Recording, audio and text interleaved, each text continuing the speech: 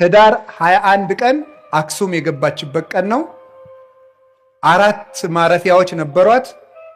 አንዱ መርጡለ ማርያም ይባላል፣ ምስራቅ ጎጃም ውስጥ ነው። መርጡለ ጽዮን ነበር የምትባለው። አንዱ ሳፍ ጽዮን ይባላል፣ ጣና ቂርቆስ ነው። እኔ የመጣሁበት ገዳም ነው።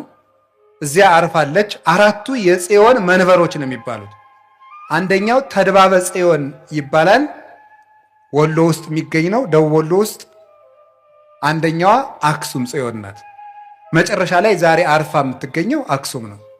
ህዳር 21 ቀን አንደኛ ከዚያ የገባችበት ቀን ነው። ሁለተኛ በግራኝ መሐመድ ጊዜ ታቦተ ጽዮን በስደት ዝዋይ ገዳም ቆይታለች። እዚህ ዝዋይ ቆይታ ግራኝ ካረፈ በኋላ ተመልሳ አክሱም የገባችው ህዳር 21 ቀን ነው።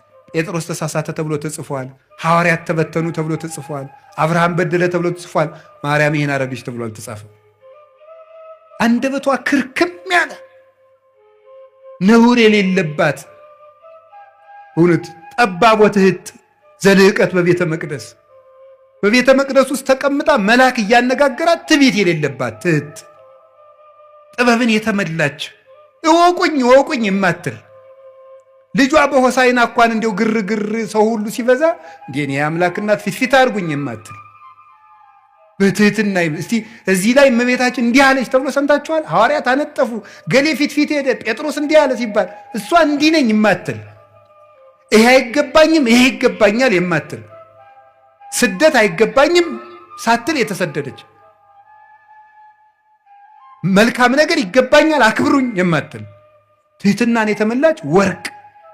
እንግዲህ ወደ እግዚአብሔር አብ እንገባ ዘንድ ድፍረት አለን አለ ቅዱስ ጳውሎስ። እንዴት? እስመ ተሳሃለነ በሞተ ወልዱ፣ በልጁ ሞት ይቅር ብሎናልና።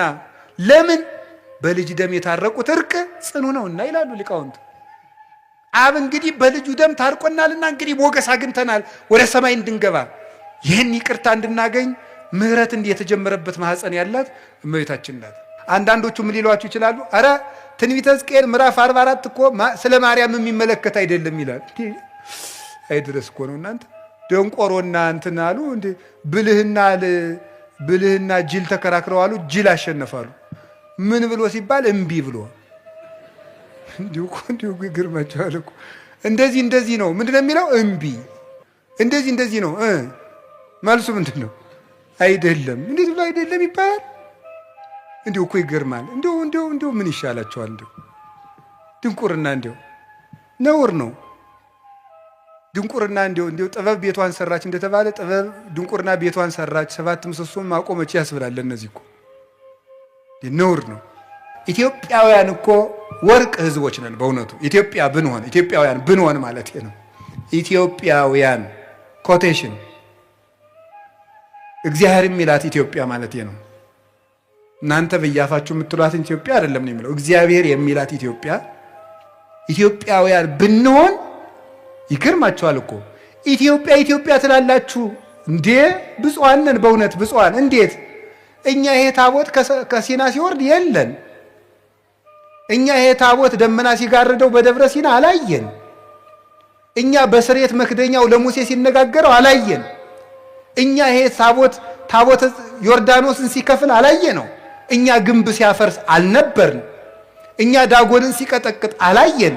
እኛ ጦርነት ሲያሸንፉበት አላየን። ሳናይ የምናምን ኢትዮጵያውያን ክቡራን ነን በእውነቱ ማለት ነው። ለዚህ ነው እግዚአብሔር ታቦተ ጽዮንን የሰጠን ማለት ነው። አዎ አይተው የገፋትን ታቦት ሳናይ ተቀበልናት። እግዚአብሔርን በዚች ታቦት እየባረከን ነው።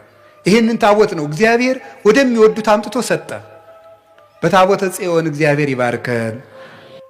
በእግዚአብሔር ታቦት ላይ ለሚቀርብ ምስጋና ተቃውሞን የሚያቀርቡ ሰዎች ማህፀናቸው ይዘጋል።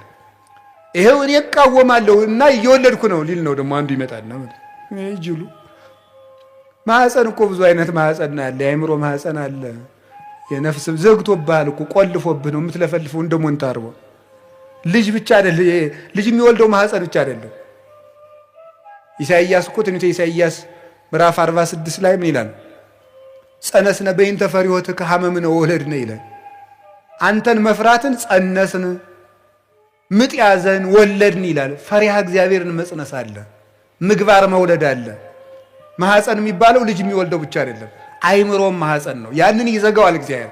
የምህረት ማህፀን ይዘጋል፣ በር ይዘጋል እግዚአብሔር። ሰው እኮ ቢችል ማወቅ፣ ካላወቀ መጠየቅ፣ ካልጠየቀ ደግሞ ማፈር ጥሩ ነው። እውነቴን ነው የምነግራቸው። አሁን ታቦት ጣዖት ነው ይላሉ ሰዎች። እግዚአብሔር ታቦትን የሰጠ ማን ነው? አሰራሩን የተናገረ ማን ነው? ታዲያ ታቦት እንዴት ጣዖት ሆነ ስትሏቸው አይ በሐዲስ ኪዳን ነው እንጂ በብሉይ ኪዳን እኮ አይደለም ይላል። ያ ማለት ምን ማለት መሰላችሁ? ሲገለበጥ እሺ የሐዲስ ኪዳኑ ታቦት አልፏል ብለን እንኳን እንደነሱ ብናወጋ ምን የሚል ሐሳብ አለው? ታቦት ጣዖት ነው ይላል ነው? አዎ። መቼ? ዛሬ። በብሉይ ኪዳንሳ ነበር። እሺ ታቦት ዛሬ ጣዖት ከሆነ እግዚአብሔር በብሉይ ኪዳን ዘመን ጣዖት እያመለክን እንድንቆይ ይፈቅዳል ማለት ነው? አይፈቅድም። ምክንያቱም የሰጠ ታቦትን ማን ነው? እግዚአብሔር እስከተወሰነ ጊዜ ድረስ ጣዖት አምልኩ ይላል።